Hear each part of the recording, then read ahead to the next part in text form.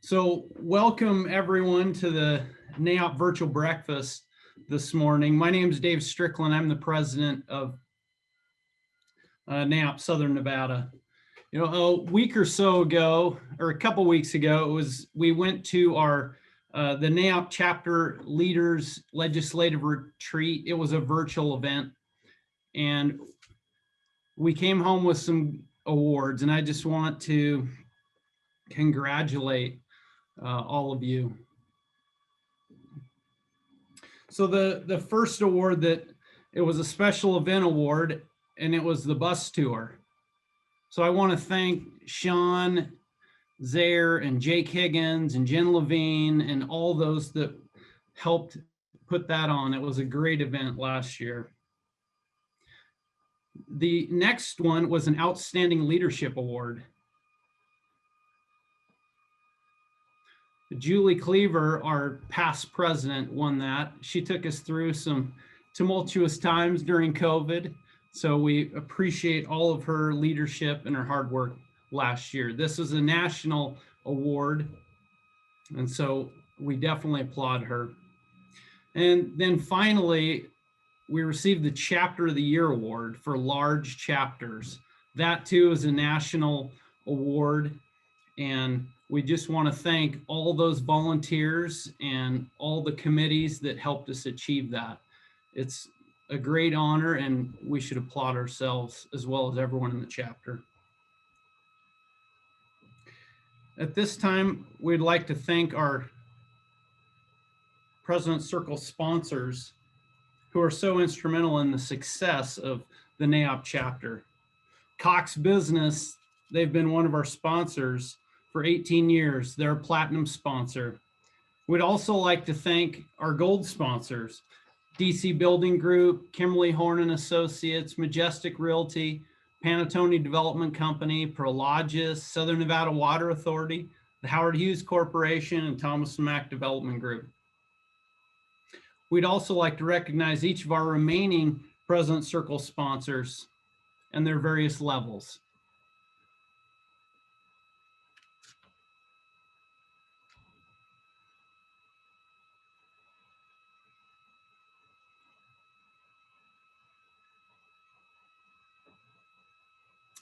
We'd like to thank also our 2021 breakfast meeting sponsors. Affordable Concepts, you can see them on your screen. Carpenter Sellers, Delgado Architects, Compass Development, Cox Business, Dermody Properties, Helix Electric, KNIT, Martin Harris Construction, NV Energy, and SR Construction. And a special thanks to today's sponsor, Helix Electric.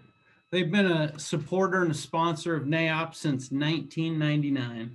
So I'm pleased to introduce Nathan Cartwright. He's the Director of Business Development for Helix Electric. Nathan joined NAIOP back in 2017. Las Vegas has been his home for nearly 20 years, and with his wife and his 4 great kids. Welcome, Nathan, and thank you for your support. Good morning. Thank you. It's our pleasure. A little bit about Helix Electric of Nevada. Our president, Victor Fuchs, brought Helix to the Valley back when Michael Jordan was with the Bulls and Coolio was on the top of the charts.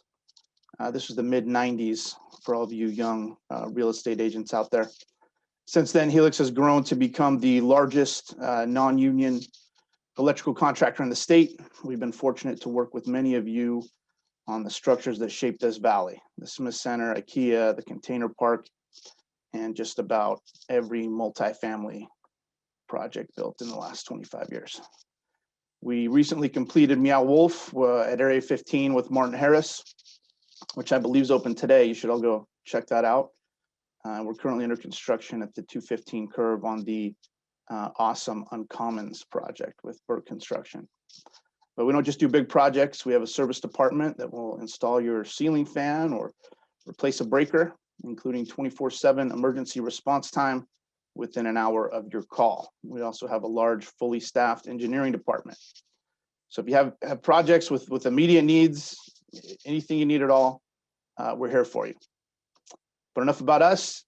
We appreciate the opportunity to support NAIOP and our industry this morning. I'm personally excited to hear about hear from the panel about the future of our land, because everything that I've heard is that we're pretty much out of land. So that'll be exciting. I would just ask, as you all acquire this land and secure our future, as you build your beautiful buildings, please continue to consider Helix Electric for all of your electrical contracting needs. Thank you. Hey, thanks, Nathan. We sure appreciate your sponsorship. We're also very excited to welcome our new members that have joined in the last month. If you know any of these folks, please reach out and welcome them to NAIOP. If you're not a NAIOP member, I hope you'll consider joining. We have 560 members, and during these uncertain times, we continue to connect with each other through committee meetings and principal roundtables. We try to make sure and provide our members relevant and timely information through our breakfasts and our education programs to help our members navigate through the pandemic. This is the number and the website. If there's interest, feel free to reach out to us. And now I'll turn the time over to Katrina Bruce for a few committee announcements. Thank you, David. I'm multitasking here, folks. All right, the social subcommittee has been busy planning our first members-only event, a virtual wine tasting on Thursday, March 4th at 5:30 p.m. The registration deadline is this coming Monday, so be sure to register so you don't miss out on the March wine madness. Join Team NAIOP at the Make-A-Wish Walk for Wishes. The walk is virtual this year and will be held in April. Help us reach our $5,000 goal again this year. Watch for the email with online registration information. The 24th Annual Spotlight Awards will be presented virtually on Thursday, March 25th at 4 p.m. Be sure to join us, take photos of your watch parties, and tag us on social media using hashtag NAIOP 2021. Hot or not, we still NAIOP. Members, we encourage you to get involved and join a committee. Check out our website for committee details or contact Jonna at our office. Remember to join our members-only Facebook group. This is a great place to get connected and stay informed. Please post about what's happening in your world. And finally, we'd love for everyone to engage in social media this morning. Get creative with your posts like Matthew Weinberger, our Communications Committee Chair, did last month. Be sure to tag NAIOP SNV in all your posts. I'll turn the time back over to you now, David. Thank you, Katrina. So let's get on with today's program. Today's topic is very important to NAIOP Southern Nevada.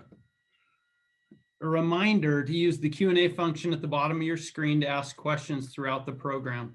Questions will be asked at the end of the program. So I'd like to introduce our speakers. First, we have Michael Brown. He is the Executive Director of the Nevada Governor's Office of Economic Development, and he was appointed by Governor Sisolak in 2019. He was formerly the head of Barrett Gold North America, and he lives in Anthem. So we'd like to welcome, thank you, Michael, for being with us today. Oh, good day. It's great to be here. I'm in Carson City today. I want to thank you for inviting me and thank my friend Dan Tutland for inviting me a few weeks ago to do this when we spoke about this important issue. I also, on behalf of Governor Sisolak, want to thank your industry for all that you've done in these challenging months. All of you will remember the night the governor had to stand and close the Las Vegas Strip and close the school system. But the next day we had to have a meeting where we discussed what do we do with the rest of the economy. And in the course of that meeting, we realized that manufacturing, mining, and construction, A, had a culture of safety, and B, had deep supply chains for needed PPE and other protective equipment. And so we as a state did not have to take actions to shutter those industries, unlike some of my counterparts around the United States that had to temporarily shut those industries during the effort to flatten the curve in April and May. And so I appreciate all that you all have done. And I know that many of you scrambled to deal with all of this, and it did not go unnoticed, and we're most appreciative. We're now in a period where the— Hey, Michael, real quick, Yes. what I'll do, let me introduce the rest of the speakers, and then I'll let you finish and we'll just roll on. Does that sound good? Sure. Perfect. Thank you. So Marci Henson is the director of the Clark County Department of Environment and Sustainability, where she directs Clark County's vision for the sustainable community that equitably improves the quality of life, supports economic security, and protects the environment. Her portfolio includes overseeing the county's regional air quality programs, administering the Clark County Multiple Species Habitat Conservation Plan, and leading regional sustainability and climate action initiative. Margie graduated from Oregon State University with a Bachelor of Science in Natural Resources, specializing in water utilization and conservation. So we welcome you, Marci. Our next speaker is Rosemary Vassiliadis. We appreciate you being here. She's the Director of Aviation for Clark County, Nevada, having been appointed to the lead in the department in 2013. In addition to directing all operations to McCarran, she oversees 4 general aviation airports in Southern Nevada, manages a staff of nearly 1,500 employees, and directs in an airport system that directly employs more than 17,000 people. Rosemary has been married for 36 years, having raised 2 successful children, and she also is a fanatic supporter of the Chicago Cubs. How's that? Thank you, David. Hey, no worries. I'll get my video on here in just a second. John, will you go ahead and turn my video on real quick? There we go. Thank you so much. Well, what a day so far. This is great. Again, we appreciate all of you guys and your willingness to share the morning with us, and also to help us talk about this really important topic. So one of the reasons why we're doing this, I was in an association meeting and someone asked me, hey, what's going on? Why is NAIOP doing the land study? What's this land bill that everyone's talking about? And then I realized that there's not a lot of people that kind of know what's going on in the inner workings of this, because this is really a once in a decade or maybe once every 20 years that these types of things come around. And so I thought, you know what?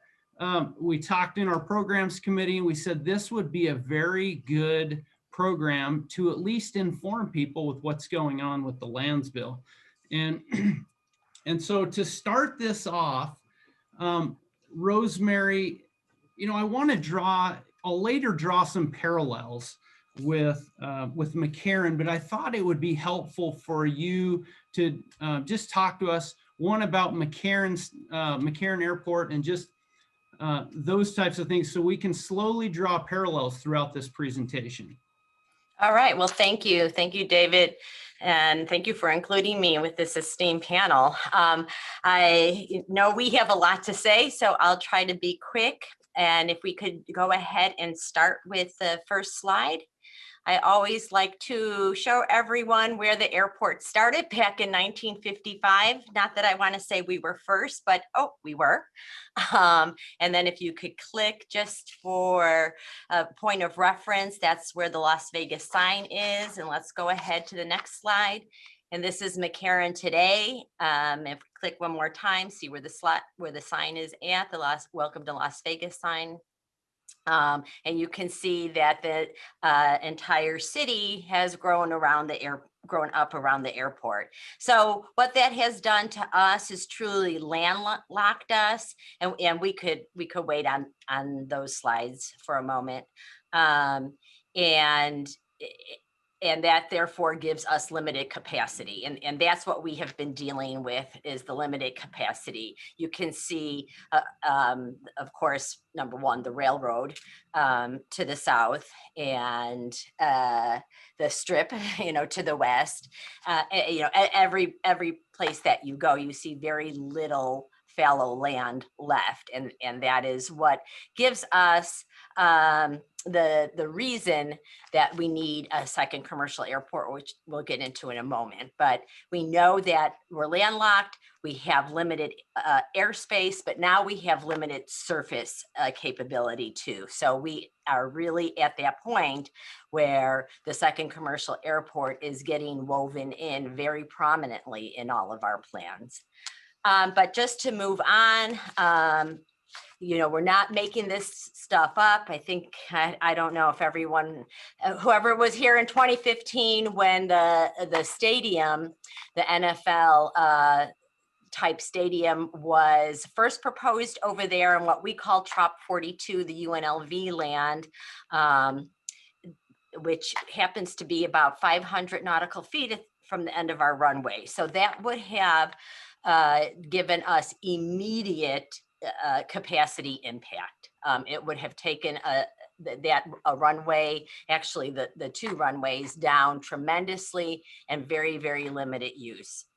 So that was a problem, and we're really happy and worked with them to where Allegiant Stadium is located today. Still some concerns with the signage, the Jumbotron, the special events, but they are working with us. In fact, we have an agreement. Our tower, our LAS FAA tower, has an agreement with the stadium people to work with them on the special events. So that shows great collaboration. Moving on with the big oval blue circle you see, I'm sorry, if we could go back to that slide, the blue oval circle or oval thing that you see there is all scheduled for some type of development, high-rise development, all different types of development that butts up against our fence line. So this is the first time that now safety and security concerns come into what's developed around the airport.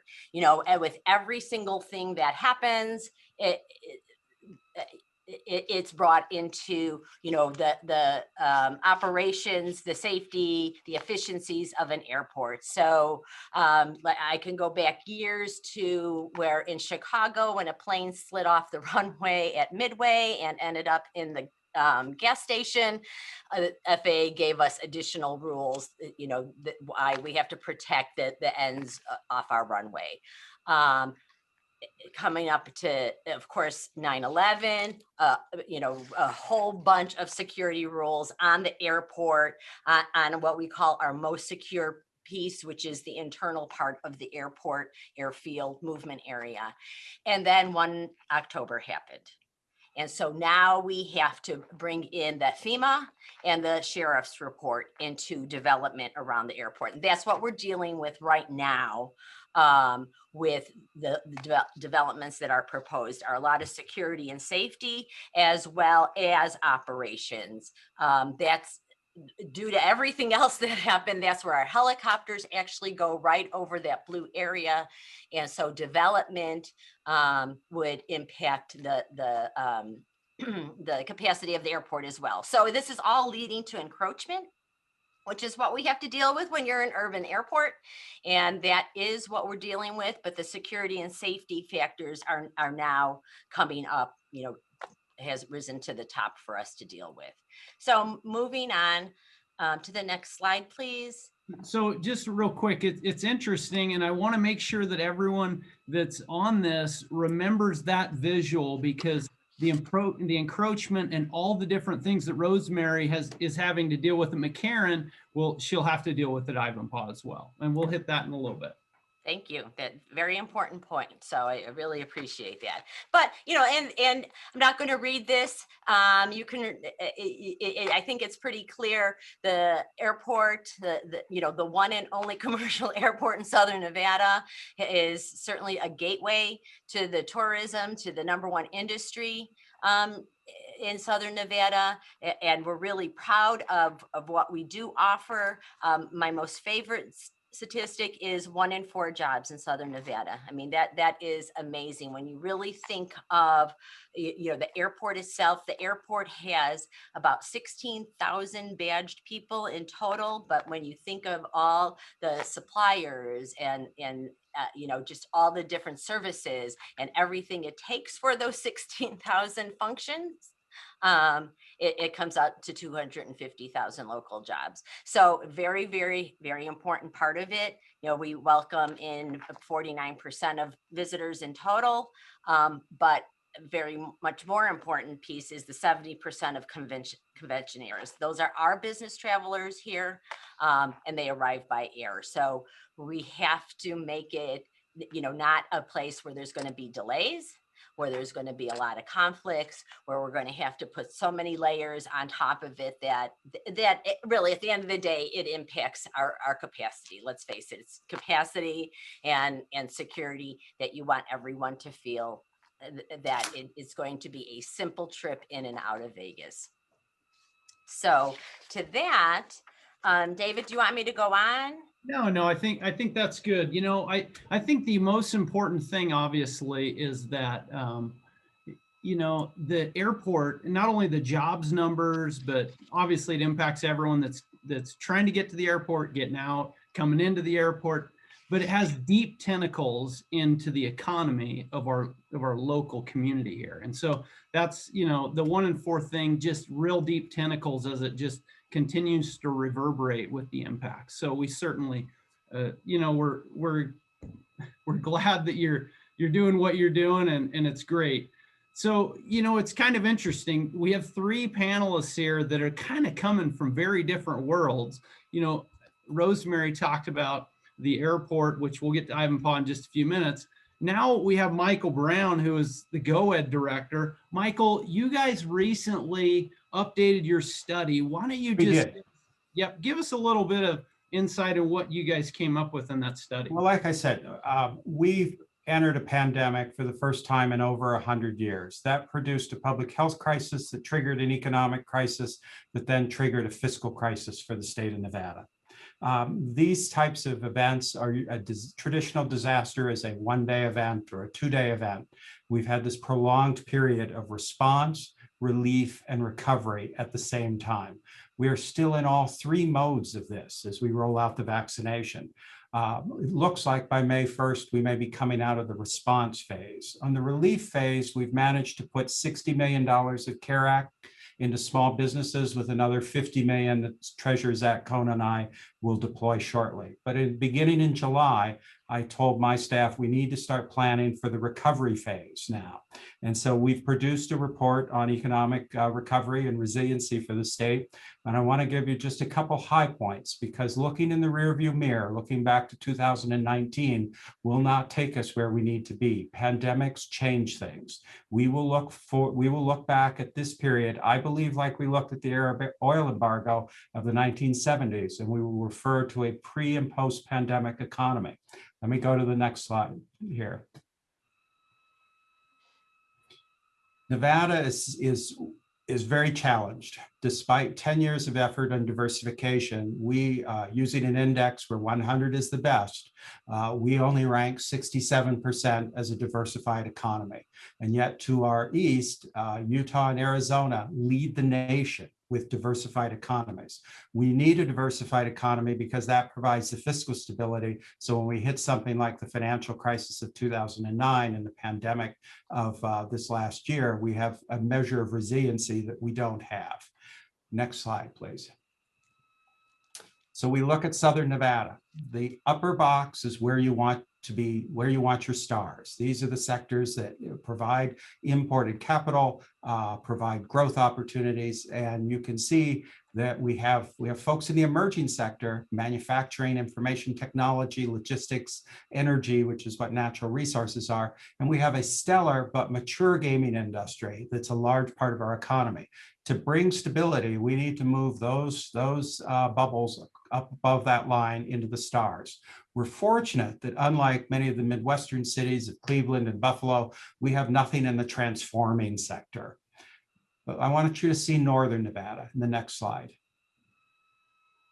Northern Nevada has successfully diversified its economy over the last decade, largely through logistics, manufacturing, and energy. In fact, it diversified its economy so successfully that it's actually now got a trailing health and medical sector that needs focus because its health and medical sector hasn't caught up with what has transformed in the Northern Nevada economy. If we can do it in the north, we can do it in the south. Let me move to the next slide.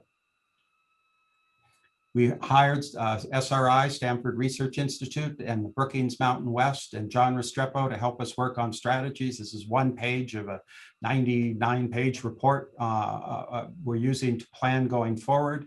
But the key to Nevada's diversification and the key to economic resiliency is to expand our manufacturing industries, to expand our world-class zero-based carbon energy opportunities, to work in our health and wellness sectors, and also to become a remote work and playground as the nature of work is going to change. As people using these kinds of technologies, will be changing their travel and work patterns. And so if we go to the next slide. As we also look at Nevada, we look at the opportunities that exist. People talk to me a lot about Dallas and Austin and Texas. And when I talk to folks about why they're going there, the first thing they say to me is central time zone. From there, they can operate across the United States in all time zones at once. We have the advantage, though, that we have incredible reach in Southern Nevada into the Southern California, into Arizona, and we are a Pacific Rim. We have access to the Pacific Rim. And so we need to start to think about Nevada beyond the three states that Senator Laxalt taught me about, and really the three metropolitan clusters that we're a participant in. Now, as my staff has taken all of this theory and all of this research and worked with LVGEA and the Las Vegas Chamber to figure out how to implement it, we have started since the beginning of the year to get calls from major manufacturers that are interested in a Pacific time zone with access to the Pacific Rim, and they're interested in Nevada, but they want to first talk to us about infrastructure. That's a big change. These kinds of companies now are attempting to sort out their logistics chain, sort out their just-in-time inventory that they've become too reliant on, sort out their relationships with UPS and FedEx. And so they want to talk to us about things like railroads and highways and land, where just a year ago, it was about office parks and call centers and things of that nature. The McKinsey consulting firm believes that 2021 is a year of where we will pivot, and over the next 4 years, we are going to see American industry reshuffle itself as it prepares for a new tomorrow. And we are also seeing companies from California that are saying, this isn't just working out for us. We'd like to maybe come across the border, but not very far across the border. And so I've got a portfolio of companies now that are looking at Southern Nevada, they're looking at Northern Nevada, they're looking at Utah, and they're looking at Arizona. But we, as I have learned, do not necessarily have the land we need for these companies. John Restrepo has done a very excellent job of briefing me up on this. And so I've had to prioritize, what can we do to get more industrial and commercial land in Southern Nevada to welcome these kinds of high-tech advanced manufacturing companies here. In closing, I tell you, I've asked Chris Sanchez, the deputy at GOED, to work with Southern Nevada leaders with the blessing of Chair Kirkpatrick and the governor, and we are attempting to untangle some of our infrastructure issues there so we better understand it. I will tell you that Utah is ahead of us, and I don't want to start losing projects to Utah on the basis of infrastructure. And so I'm going around talking to groups about the opportunity that is now before us and how we need to focus in on these core issues of land and infrastructure going forward. And if we do that, then we can successfully diversify the southern part of the state like we did in the north and build the resiliency into our fiscal system. And again, I want to just thank you for your support in this difficult pandemic. It did not go unnoticed. Thank you. Thank you. Hey, Katrina, will you go back to that slide real quick? Because I want to make one quick note. So everyone watching, you see the state of Nevada, and currently, depending on whose numbers, the federal government owns 85 to 87% of the state. And then the other 13 is owned by other owners, municipalities, private individuals, et cetera. So one of the things, thank you for that. We can go to the next thing. I think one of the important things that Director Brown mentioned was he talked about the briefing from John Restrepo. NAIOP did a study, and we've continued to do land studies throughout the years. And one of the things that, I'm not even going to do it justice, this land study, because you can't do it in 10 minutes, you can't do it in 5 minutes. It needs a 30-minute or so presentation so people have time to ask questions and things like that. But as Director Brown talks about this portfolio of companies that want to come here, as soon as they come, they eat up some of that employment land because buildings have to be built, et cetera, et cetera. And so it's important that we understand our future of job growth, our future potential for jobs, and then also our future for the supply of land as employment land. And basically what that, from my personal takeaways from that land study that John was commissioned to do for NAIOP, is that Southern Nevada has a economic disadvantage as we continue to eat up that land for employment, and that land is not replenished. We don't have more to go and to develop. And so this is where Marci comes into play. So Marci, we appreciate you being with us. So what I want to do is I just want to do a rapid fire just around Katrina, will you go ahead and pull up that map real quick? So this is Clark County. And in a second here, we'll do a rapid fire with Marci, just because it's important. The other day I was in my office and, someone said, hey, so the disposal boundary, and then when I go out and talk to people, they're like, hey, so what really is going on in this lands bill? And so I thought, a picture here is worth 1,000 words, and it might be, a few hundred pages of a bill. But let's just first understand who the stakeholders are that you had to work with, Marci, and just some of the acreage that might be involved. So Katrina, will you go up? We'll just hit Moapa. We'll hit Las Vegas in a minute. Let's go to Moapa area first. Will you go ahead, Katrina? Thank you. So, Marci, let's just look at so first of all, I notice here in Moapa that there's tribal lands involved here. Tell us the acreage and the stakeholders there. Sure, David. So, the county first embarked on this lands bill idea because of one of the things that you highlighted, which is that, the majority of land in Southern Nevada, we're a huge county, one of the biggest counties in the nation, but the majority of that land is administered by federal land management agencies. And so many times in Southern Nevada, there are things that can't be done administratively through those agencies like the Bureau of Land Management. We have to seek a solution through federal legislation because the administrative remedies just don't meet our needs. And so in 2017, Clark County embarked on the development of a set of principles with a large group of stakeholders on what could become of a next lands bill. So hopefully a lot of your members are familiar with the Southern Nevada Public Lands Management Act. And that's a bill that was passed in the late 1990s, 1998. It's been amended 7 or 8 times since then. And it really helps identify where additional land can be disposed of by the Bureau of Land Management and made available for economic development and residential development as well. But those bills have also always been a balanced approach. So not only disposing of additional land in cases where we're running up against land scarcity, but then also doing other things related to designations of federal land that improve and increase the number of conservation acres that are designated here in Southern Nevada. And so in this land bill, one of the things that the Moapa Band of Paiutes had been looking at and working with Senator Reed on for a number of years was expanding their tribal land.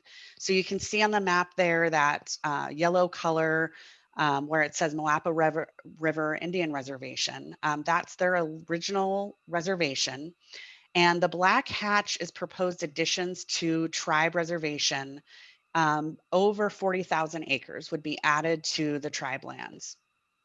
They have an interest in preserving some cultural areas that are up against that Arrow Canyon wilderness designation there. And then they also are looking for their own future economic development interests. They've done a lot of solar on the existing reservation and are looking to do some additional renewable energy development there.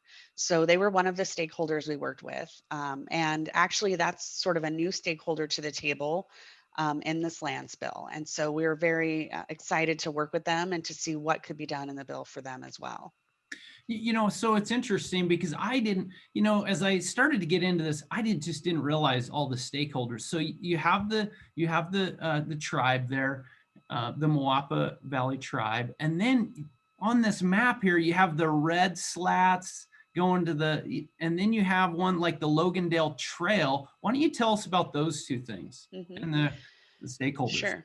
Sure. So the red hatch are proposed areas of critical environmental concern, or in Cortez Masto's draft discussion bill, you'll see them referred to as special management areas. Those are areas that were identified by the county for additional conservation designation.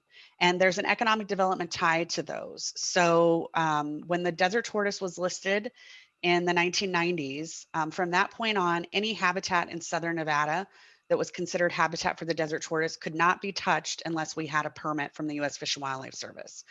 For those of you who were here in Southern Nevada when that happened, literally everything shut down.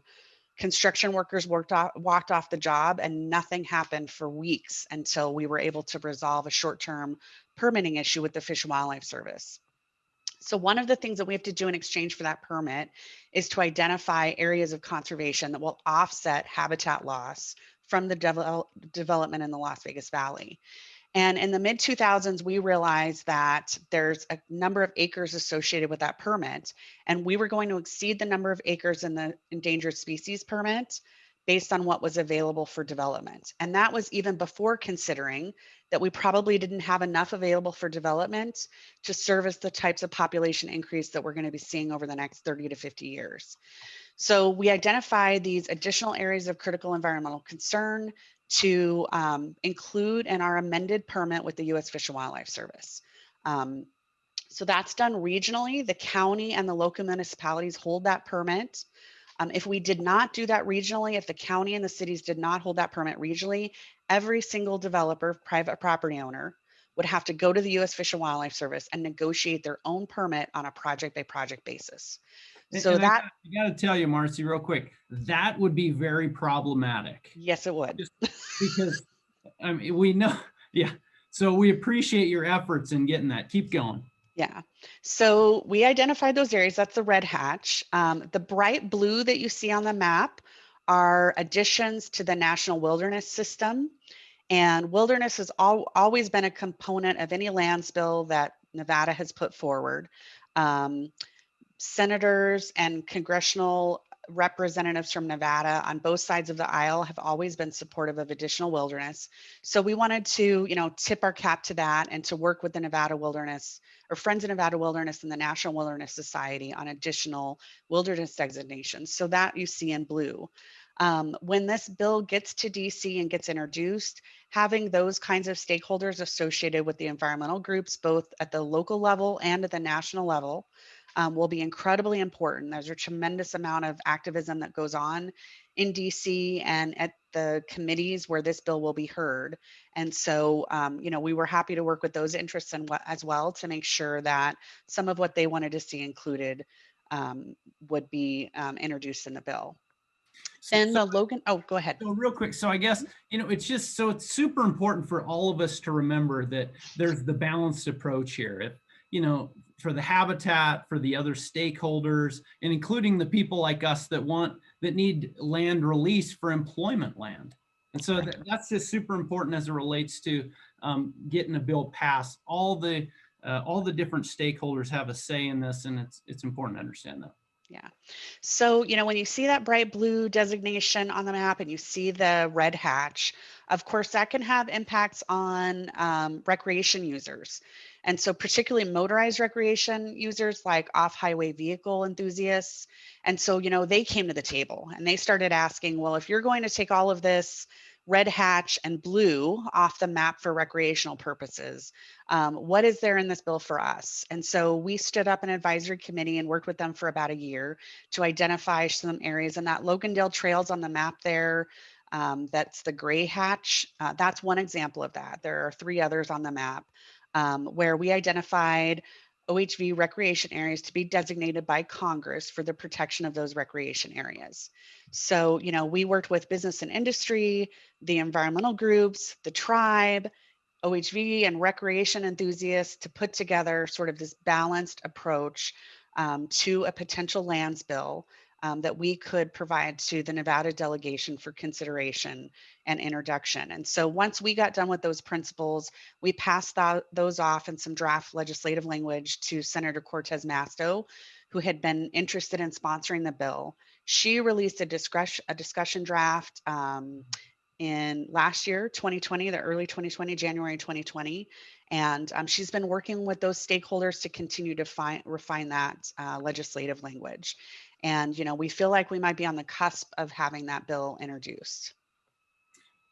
Cool. Thank you, Marci. So I just wanted all of you that are viewing, I just want you to look now down at the Las Vegas Valley, and you'll notice that dotted line. That is the disposal boundary for the Las Vegas Valley. Katrina, will you go ahead and go to the next slide real quick?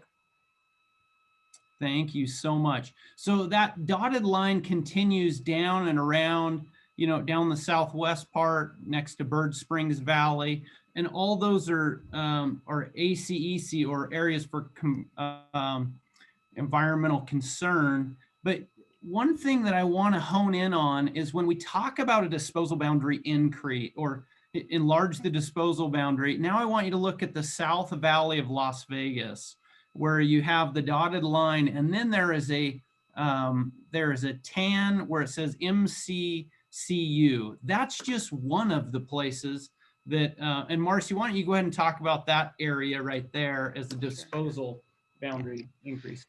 Sure. So when we talk about so much of our land being owned by or administered by a federal land management agency, the largest of those is the Bureau of Land Management. And so we had a land configuration here in the Las Vegas Valley for decades where you could have a private parcel sort of across the street from a BLM parcel. And BLM is in the business of multiple use on rural lands. They're not in the business of urban land administration or development. And so that was the primary component of an earlier version of a lands bill, Santini-Burton Act, that identified BLM lands that were in the urban environment, Las Vegas Valley, that could be disposed of, so sold off. And so we've had these several iterations of lands bills, the Southern Nevada Public Lands Management Act, the largest of them. And the Southern Nevada Public Lands Management Act is the parcels that you see represented here in the dotted line that David was talking about. So everything within that dotted line, if it's owned by BLM, can be disposed of. And there are about just a little less than 30 acres of BLM land parcels available in the Las Vegas Valley for disposal. That sounds like a lot, but as you all know, there are a variety of reasons why those parcels aren't suitable candidates for development. They might not have the right parcel assemblages.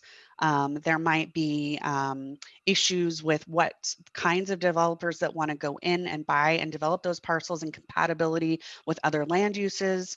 And so we really started to see sort of a slowdown of land disposal with the remaining BLM parcels. And so one of the things we looked at was where else do we need to potentially expand the disposal boundary, not only to relieve this scarcity issue, but then also to accommodate the kinds of things that Dr. Brown were talking about in terms of the land in the right places, and in the right sort of assemblages of parcels where we could start to diversify our economy. We were hearing a lot from potential buyers that those parcels just weren't in the right place. They didn't want to have to go all the way into the Las Vegas Valley, especially if you're doing something like freight and warehousing. And so this area that David was speaking to, the one that's marked with the MCCU, is ripe for that sort of expansion of the disposal boundaries. So in all, we are looking at about 32,000 acres of additional disposal, the majority of it here along the east side of the I-15 corridor.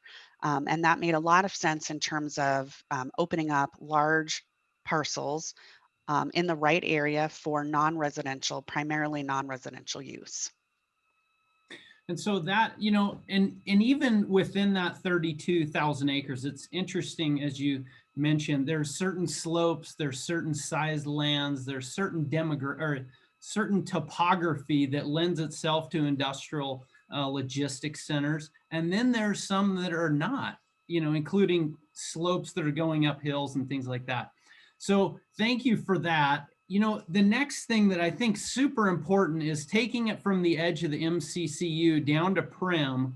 Let's switch over to Rosemary real quick. We're going to talk a little bit about the Ivanpah Airport. Now, clearly that was in a lands bill from 2000 and 2002. Why don't you tell us a little bit about that and give us an update on the Ivanpah Airport? Oh, thank you. I'd love to.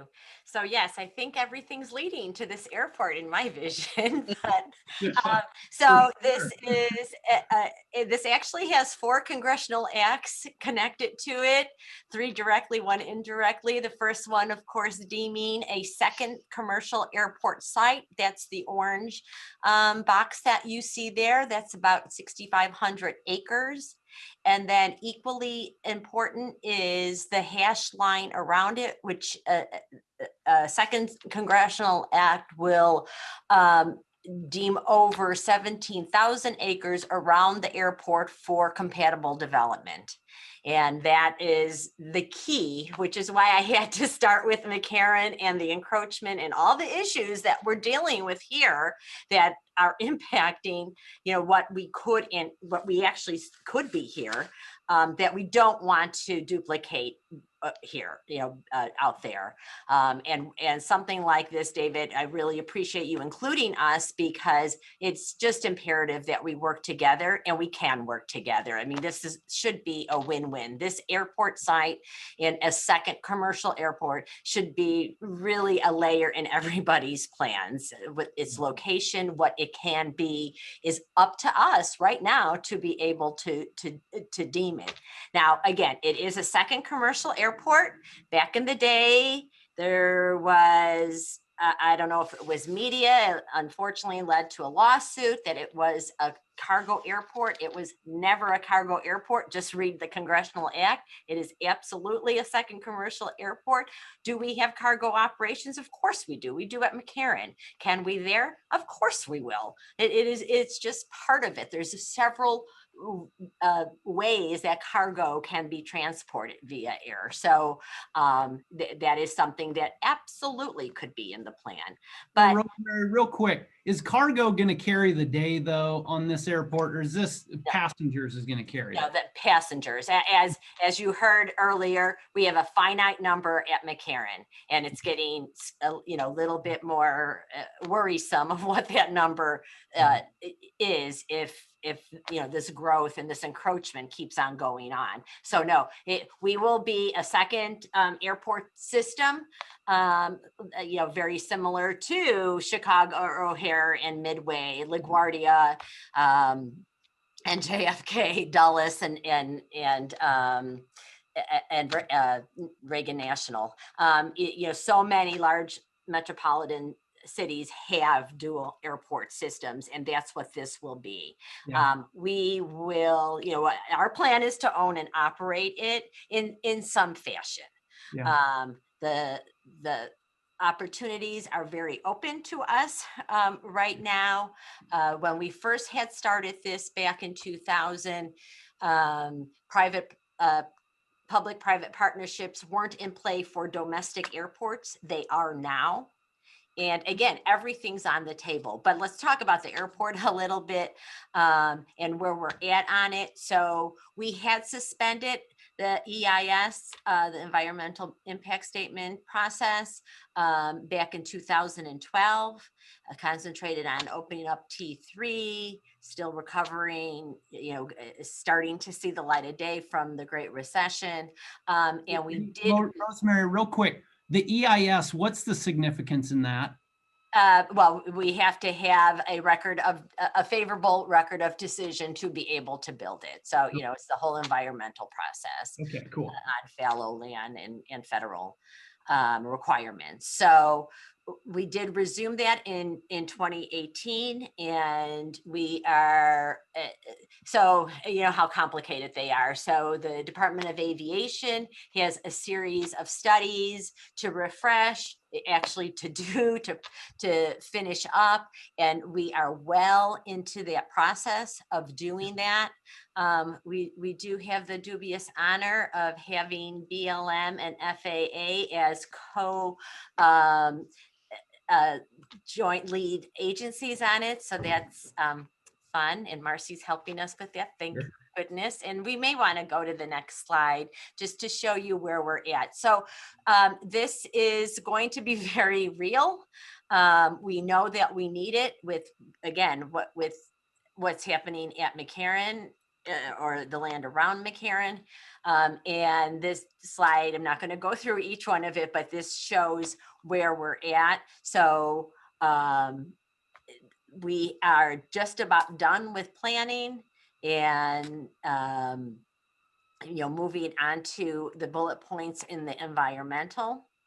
So you're really at the end of, let's call it years 1 through 4, and right. Once you get your record of decision, then you're heading into design. Right. So once we get the record of decision, the favorable record of decision, what's really important is that 17,000 acres is deemed over to us. So we don't have to purchase it.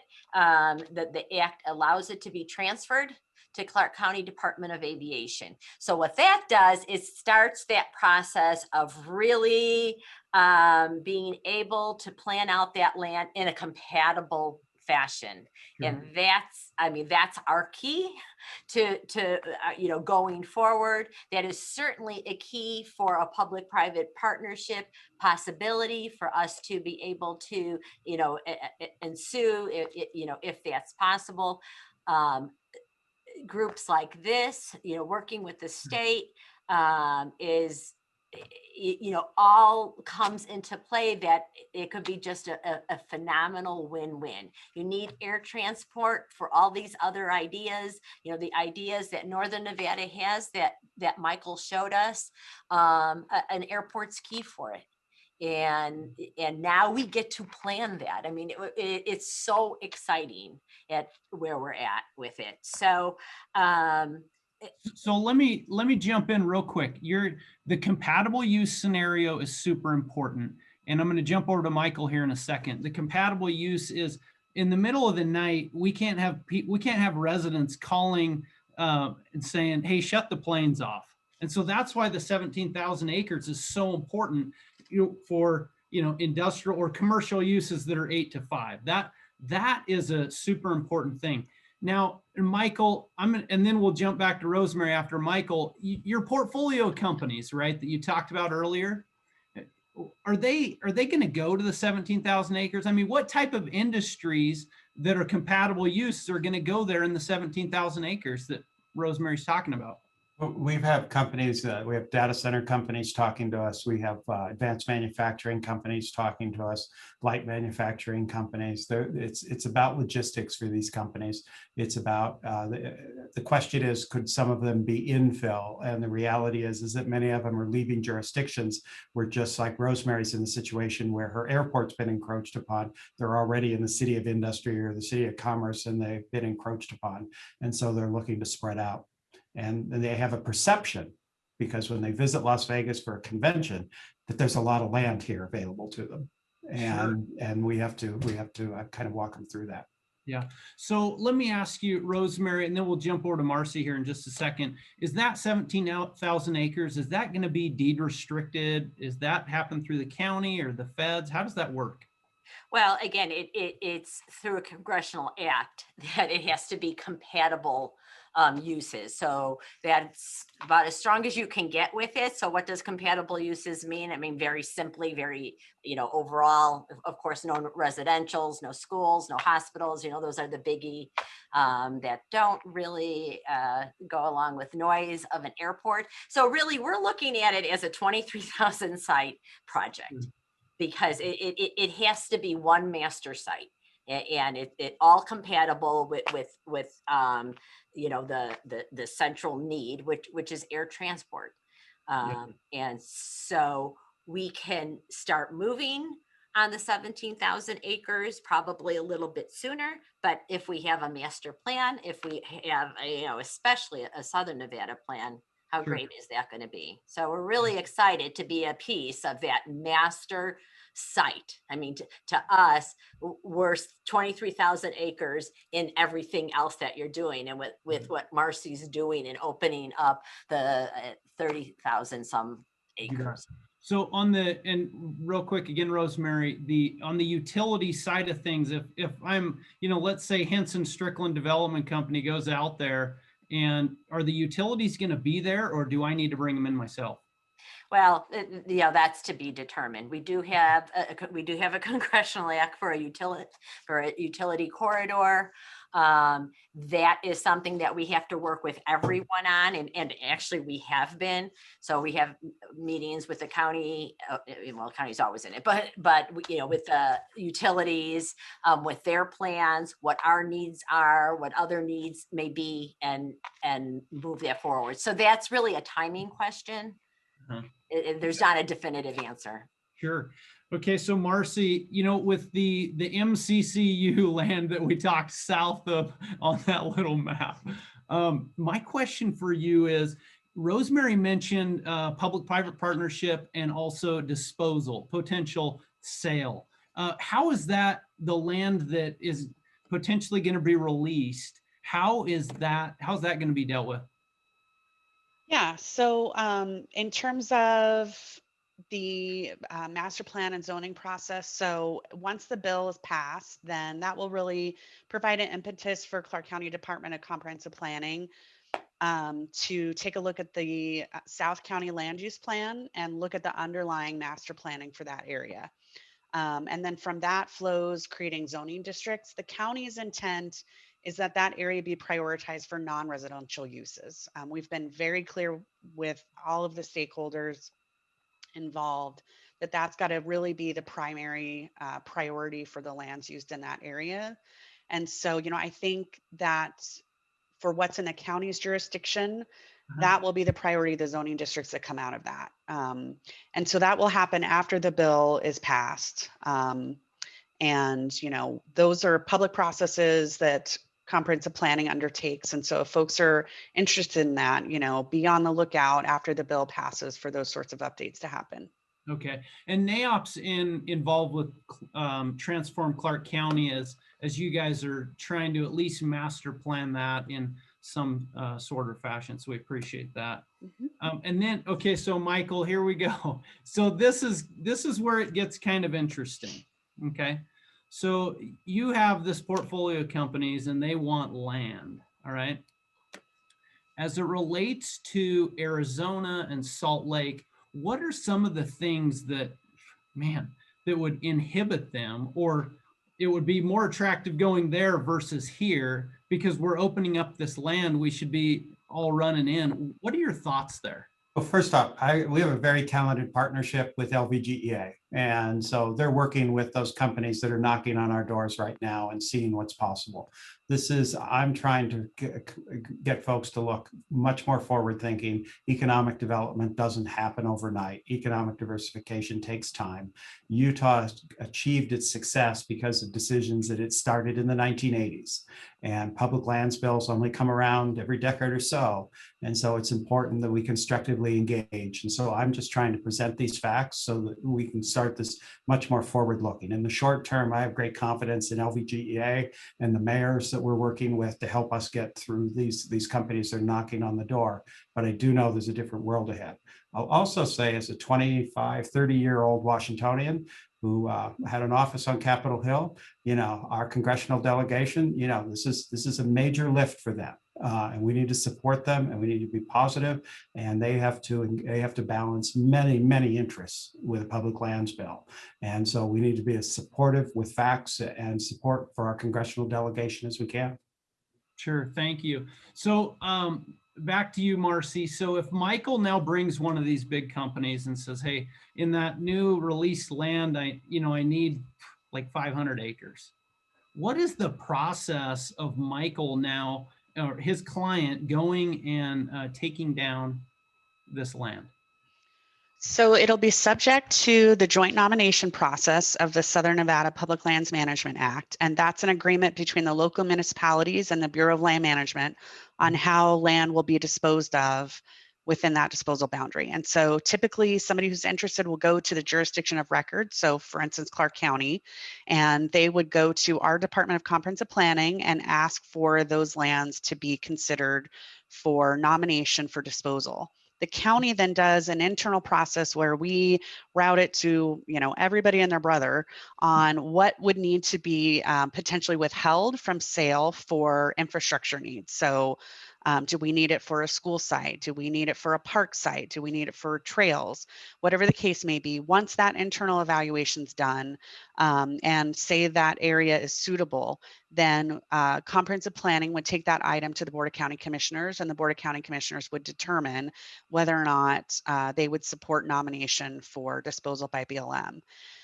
If it's real quick, so it gets whittled down for utilities, and then it goes through everyone and their brother, and now you get to the Board of County Commissioners, who could potentially decline it. That's correct. They could, yes. Or approve it. Okay, yes. keep going. Okay, yep. So if you assume that the board approves it, then it goes back to the BLM, and BLM does a very involved and lengthy real estate process in order to get it ready for a competitive sale. So they auction it off. That's required under the law. And so this is really interesting because, and it's unfortunately, one of the disadvantages to the way SNPLM is organized. The advantage is it's a competitive sale. The proceeds of that money come back to the special account, come back to Nevada. 5% of that money goes to fund state education fund, 10% goes to water infrastructure, 85% goes to several categories of funding, including parks, trails, and natural areas that the county and the municipalities get to use to build parks. But the downside of that competitive process is the original developer who came in and asked for it to be nominated for their project is not guaranteed of getting that property unless they're willing to keep upping the ante in the auction if that's what it takes. Yeah. So a lot of time, and that's, and obviously, last month we heard, at the virtual breakfast here that, that's one of the challenges is that when these things go to the highest bidder, Michael's client may not be the highest bidder. And so we just always have to be mindful of that. And, so when and even in the valley, one of the tricky things is if you drive out of Buffalo, Buffalo in the 215, and you're looking down at all this vacant land, and they're saying, Marci, why in the world should we release more land? But the challenge is those commercial developers, they're getting outbid through this process.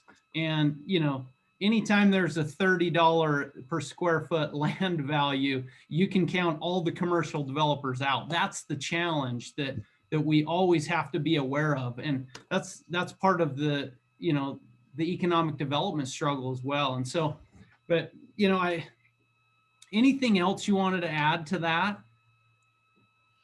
No, I mean, I think you summarized it perfectly, David. It's one of the challenges with the way that SNPLMA is structured. We have had lots of discussions here internally at Clark County among commissioners like Commissioner Naft and Commissioner Jones, who find themselves in this sort of situation where it looks like there's a lot of land available, but there's a lot of factors that don't go favorably towards non-residential development. And so we've talked a lot. I've talked to Director Amundsen for the Clark County Department of Comprehensive Planning, who's listening in on this call, and she's monitoring everything I'm saying. Hi, Nancy. About how do we reinforce, if you will, the non-residential zoning, and how do we protect that? What else can we do? And I think that's incumbent upon all of us at the local jurisdictions, that if we're going to be partners with GOED and with the Governor's Office of Economic Development, that we have to do what we can to protect the zoning of those parcels, so that when a developer goes in and they've got their paddle to put up what their bid is, it's not a guarantee that it's going to be flipped and that their numbers are going to pencil out based on that flip. So and you and I talked about that, David, so we're working on that.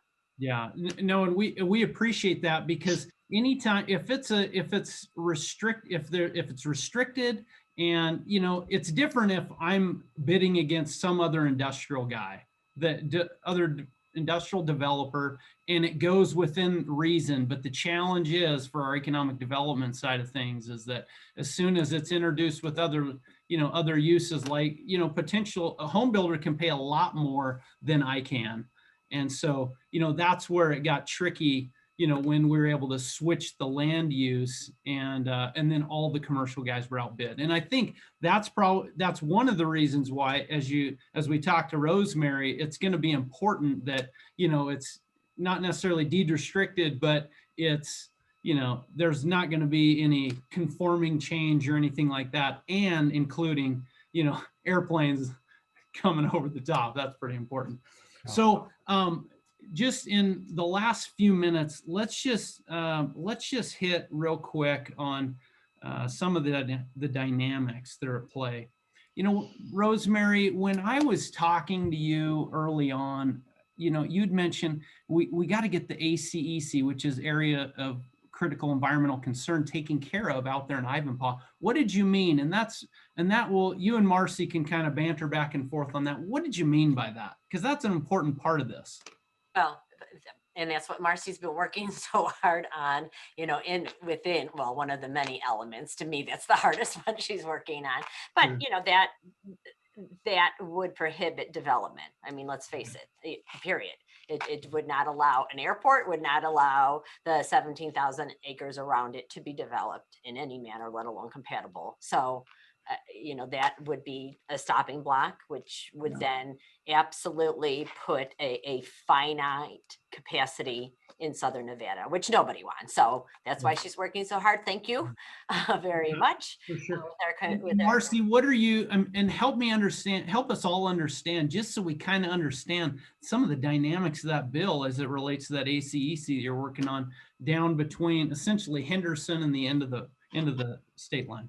Yeah, so in the mid 2000s, when renewable energy was really taking off and being championed by the Obama administration, there was just a huge rush to have the Bureau of Land Management approve solar projects. And the location and siting of those kind of got out of hand, and it happened down in Ivanpah. And so, the county, obviously, as we've shown, had lands identified for this supplemental airport for many, many years preceding any discussion about solar renewable energy. And yet the BLM was under such tremendous pressure that they were just sort of plopping down these solar fields anywhere they could in Ivanpah. And then on top of that, as I mentioned earlier, when you're going to have those kinds of impacts in endangered species habitat, you have to offset them somewhere else. And so then the BLM, on top of deciding they were going to pepper Ivanpah with solar projects, they also identified an area of critical environmental concern on the east side of the 15.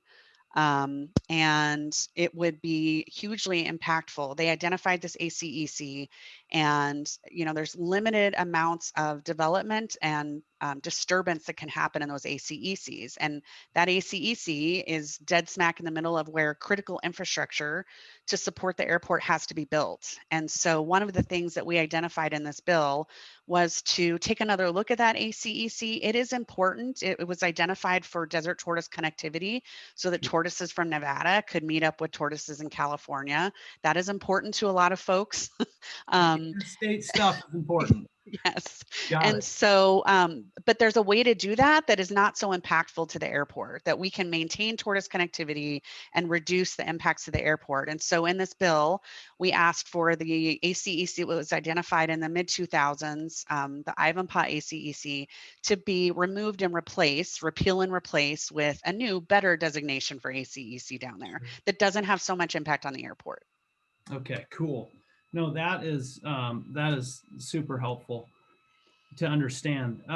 Let's just, and we'll kind of wrap it up, and then we'll ask Mariana for a question.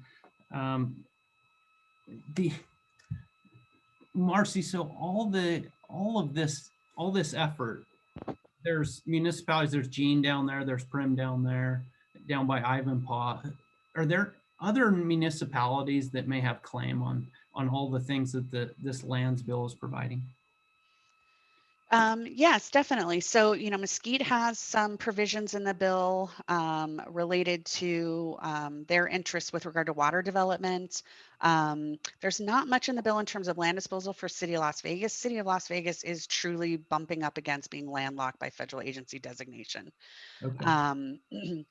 Not as much for North Las Vegas, but a lot for Clark County and for Henderson. And so, Henderson has been at the table on this area along Ivanpah I-15 corridor, and their current city boundary matches up with the expanded disposal boundary. So we've been working with Henderson really closely, the county has, and we've had some negotiations about an interlocal agreement that could kind of set some ground rules for how development is going to occur and the types of land uses that would be allowed, not only to protect the future airport, but then also to protect these non-residential uses that everyone has agreed are so important for the diversification of our economy. And so the county and the city of Henderson need to work closely together to make sure that we're protecting that airport and protecting these non-residential uses. Okay, cool. So a rapid fire question for you, Rosemary. In your mind, when do you think, how long do you think the airport until it's up and operational time frame? We're looking at the 2035 timeframe. Okay. For it to be operational. Okay. All right, cool. So I'm going to now turn it over to Mariana. We're just going to probably go 3 to 5 minutes over, if that's okay. If Mariana, why don't you give us a question, and then we'll kind of work through that. Absolutely. Well, thank you all. It's been really great listening in this morning. We've received quite a few great questions, and we won't be able to get to them all today in the time frame that we have, but I'll be sure those of you who reached out, we will provide feedback and some follow-up. So at a high level, what I'd like to ask, and maybe this is more directed for Michael Brown here that we have on the call today. Our membership is comprised of a variety of industry disciplines and diverse skill sets. The overview of this lands bill, as David alluded to at the beginning of the conversation, may be the first time many of our members, certainly myself included, have had a crash course in the lands bill. A big question that has come in is, how does the passing of the lands bill directly impact the folks on this webinar today? A lot of it sounds like it's related to economic security and jobs. In the absence of the federal lands bill legislation, what would that mean for the future of Southern Nevada? Your NAIOP Southern Nevada has produced an excellent report that John Restrepo prepared. And as I recall from that report, it identifies that with just current trends, there's a land gap. And I stand to be corrected by that, but there's already a land gap that's forming up with the ability to develop with kind of what current economic projections are, let alone a reshuffling of the American economy and the opportunities it might create here in Nevada. And I would refer to John's report. So Mariana, I let everyone go long because I wanted to make sure and get all the information and get the questions, but I'm going to take the liberty we'll get back to people on the questions. I just want to be mindful of everyone's time, especially our distinguished, panelists here. So I'm going to just cut this off, but I want to thank you, Marci, and I want to thank you, Rosemary, and I want to thank you, Michael, so much for this education, because I think it's so important, not only as members of NAIOP, but for the whole community and all the stakeholders that have a claim on this great Southern Nevada. So again, let me close this off. I just want to thank again our Helix Electric and all the participants in the breakfast this morning. And please take a moment to take the survey, and our next breakfast will be March 18th. And you guys, thank you again. It was an absolute blast. We appreciate your participation in NAIOP. Everyone be safe and be well and have a great day.